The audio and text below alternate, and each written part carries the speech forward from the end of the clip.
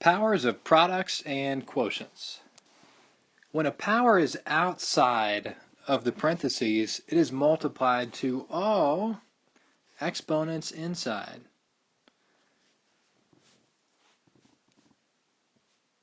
So for example, let's say we had 2w squared written inside parentheses, and then on the outside we had it cubed, or to the third power.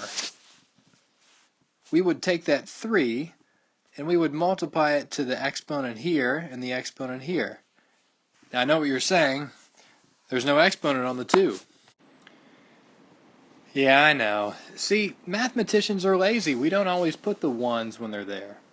So really there's a 1 hanging out on that 2 because it means there's one of those 2's. So now I'm going to do 3 times 1, so that's going to be 2 to the third power. I'm going to do 3 times 2, and that'll be w to the 6th power. And now I'm just going to think 2 to the third means 2 times 2 times 2, so really that's going to be 8w to the 6th. Oh, I see what you did there. So if no exponent is written, 1 is the exponent. Huh? Open your eyes. Alright, let's find the area of SpongeBob SquarePants' face if the side of his face measures 4s squared. So there's the side of his face. We just measured it. It's 4s squared. We don't know what s is. It's an unknown. But we do know his face is a square. Right, SpongeBob?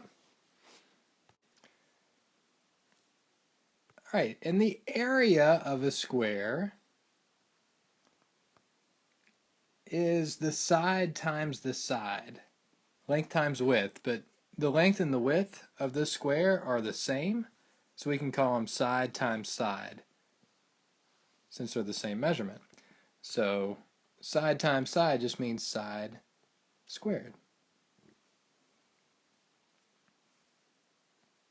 And for area, I use capital A. And I'm going to plug in for my side. I know it's 4s squared, so I'm going to plug that in for the side. So I have 4s squared. But I want to square that whole thing, so I put it in parentheses. And now I just need to remember my rules. So I multiply that 2 to both exponents inside. And remember what that 4's exponent is? Oh, not again. It's a 1. Yeah, I know. You see what I did there. So anyway, we have the area is 4 times, well, 1 times 2 is, that gives us 2 to the 2nd power, and then our 2 times 2 gives us 4, so s to the 4th power. So 4 squared means 4 times 4, which is 16, so it's just 16s to the 4th. And that's your final answer, because we don't know what s stands for. Now, if we knew what s stood for, we could plug in for s and figure that out. Alright, let's take it a bit further. We've talked about the area of his face, which is just that front part. But what if his head was shaped like a cube? In other words, it was the same square all the way on all 6 sides. Yeah, I know, I guess this isn't a side, but think of that head, that bottom face being there as well. So he has 6 faces there. And volume is how much space would fit inside that head. Well, it's a sponge, so probably not a lot, right? Yeah, sorry, SpongeBob, just a lot of fresh air inside your head. No, but actually, I mean, what could we fill your head with? And that's what this question is asking. Well, we're just going to use the volume formula.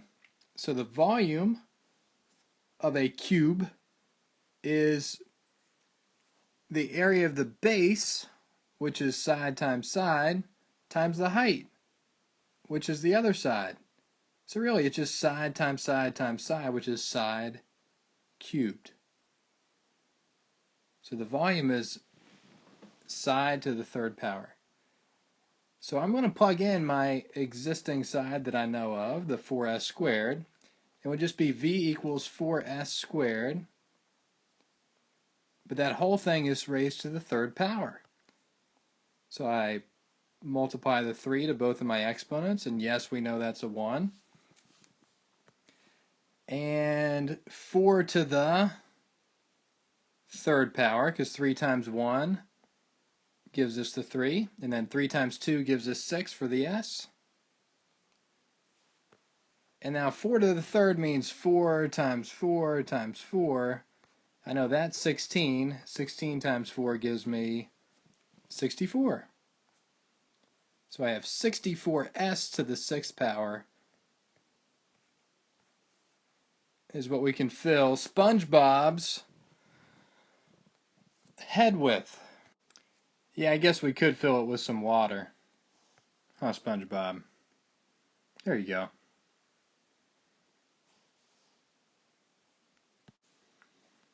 Alright, moving on from SpongeBob. Remember that we use PEMDAS.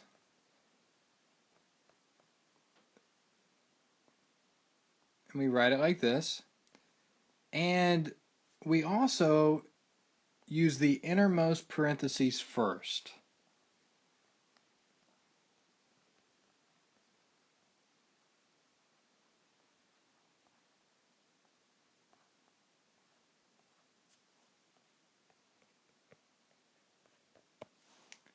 So for example, if we had 2 times 4, all in parentheses, to the 2nd power, I need to do this operation first. So I work from the inside out whenever I'm dealing with parentheses. In other words, I look at the 4, there's nothing to do with the 4, so now I look outside of it to the other number in parentheses. And this means multiply because I don't have a sign or an operation after the 2. So this means 2 times 4.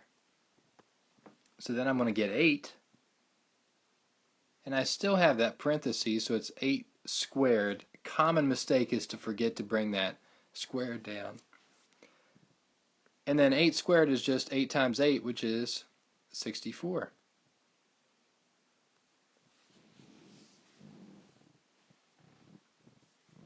So work your way outside. Start innermost parenthesis with the 4, work your way outside, and then don't forget to bring that exponent down. All right, now let's talk about the negatives. No, not that kind of negative. And actually, it's not even halfway full. A cup is all the way full because there is air right there, silly people. And air has mass and takes up space. All right, back to math. There's your science lesson for the day. All right, so really talking about the negatives, when we deal with negatives, the negative outside of the parentheses means the opposite of. So in other words, we just bring that sign down.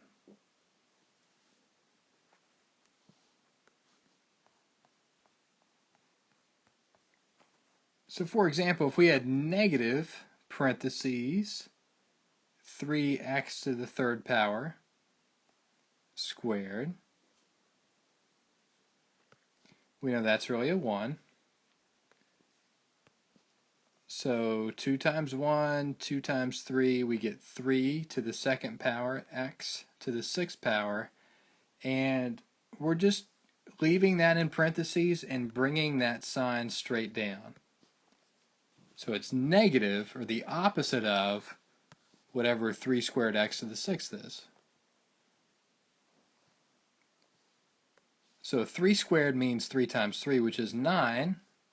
X to the 6 is already simplified. And the opposite of 9x to the 6th power is negative x to the 6th power. So essentially that sign is just brought all the way down.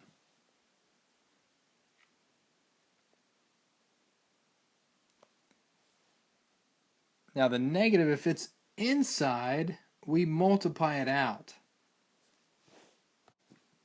Now, so the negative inside of the parentheses is multiplied, and it's only negative if the exponent is odd. And the reason that is because you have an even number of negatives and you're multiplying. It's positive. If you have an odd number that you're multiplying, an odd number of negatives, it's negative. So let's use that same example, but this time we're going to put that negative on the inside, and you can see the difference. So now we're going to do negative 3x to the third, all in parentheses, and then squared. And that's really a 1. And we multiply the 2 and the 3 just like we did before. And that would be negative 3, though, to the 2nd power, x to the 6th. Because we need to multiply out that negative 3. Because we're squaring the negative 3. So the negative 3 is in parentheses. And we're multiplying it by itself. So it really means negative 3 times negative 3, which is positive 9. Again, that means negative 3 times negative 3. And that's an even number of negatives, so it's positive on the sign. And then I just bring down the x to the 6th power.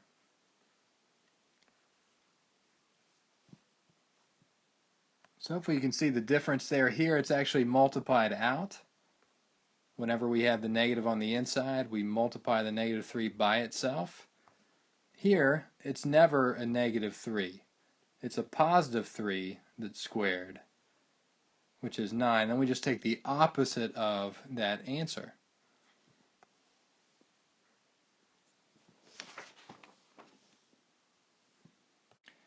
All right, finally, we are going to look at fractions when we're using powers. Oh, it's not that bad. They're just fractions. They're just whole numbers or integers on top of other integers. Anyway. All right, for fractions, powers are also distributed to the denominator's exponents. So don't just distribute them to the numerator, also put them on the bottom number as well.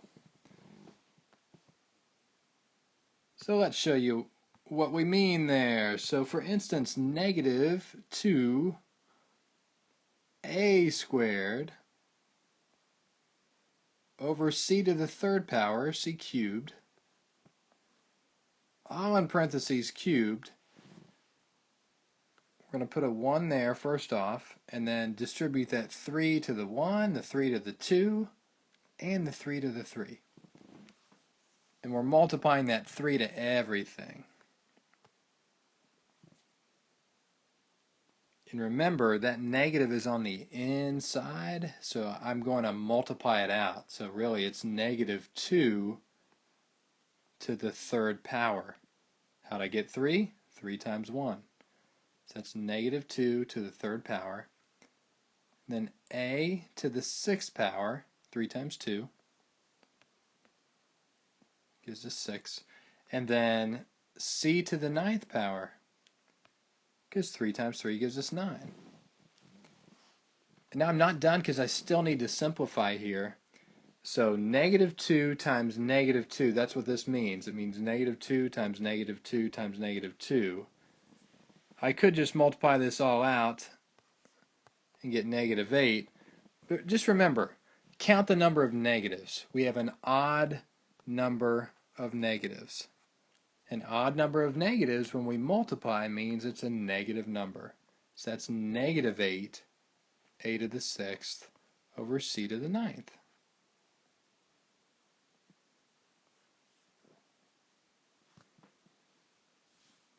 See, fractions weren't so bad. Aw, snap.